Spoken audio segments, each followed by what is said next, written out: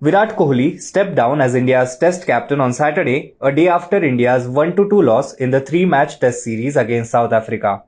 It has been 7 years of hard work, toil, and relentless perseverance every day to take the team in the right direction. I have done the job with absolute honesty and left nothing out there. Everything has to come to a halt at some stage, and for me as Test captain of India, it is now, Kohli said in a statement posted on social media. The 33-year-old's tenure ends with 40 victories in 68 matches, which makes him the most successful Indian Test captain ever. The prolific right-hander said he has always given his 120% in everything he has done on the cricket field. There have been many ups and also some downs along the journey, but never has there been a lack of effort or lack of belief. I have always believed in giving my 120% in everything I do, and if I can't do that, I know it's not the right thing to do. I have absolute clarity in my heart and I cannot be dishonest to my team, Kohli said. Moving on to the next news.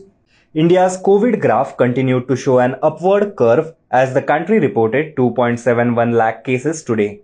As many as 314 people have died of COVID during the past 24-hour period, according to the Health Ministry. The country's caseload now stands at 3.71 crore. This includes 7,743 cases of the Omicron variant, which is now present in 28 states. The active cases now comprise 4.18% of the total infections, while the national COVID-19 recovery rate has decreased to 94.51%. An increase of 1,32,557 cases has been recorded in the active COVID-19 caseload in a span of 24 hours, according to the Health Ministry data updated this morning. Moving on to the next news. The massive underwater volcanic eruption in Tonga was so powerful that it was recorded around the world and triggered a tsunami that flooded Pacific coastlines from Japan to United States, scientists said on Sunday.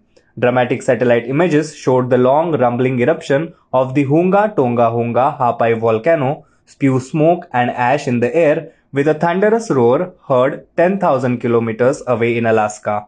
The US Geological Survey recorded Saturday's eruption as equivalent to a 5.8 magnitude earthquake at zero depth.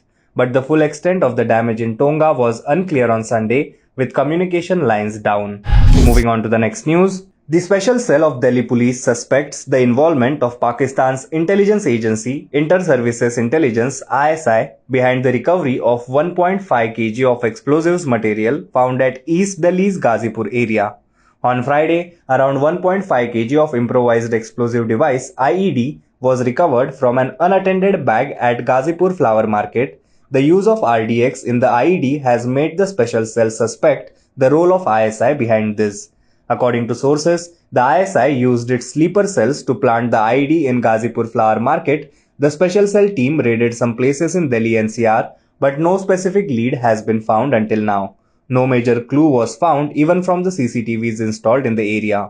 Moving on to the next news. 2 days after the arrest of Wasim Rizvi alias Jitendra Narayan Tyagi in connection with the 3-day conclave held last month in Haridwar, where several hate speeches were made targeting Muslims and calling for violence against them, the Uttarakhand police arrested its key organizer, Yati Narsinganand, Saturday night. Narsinganand, the controversial priest of Dasna temple in Ghaziabad, was on a hunger strike at Sarvanand Ghat in Haridwar, protesting against the arrest of Tyagi.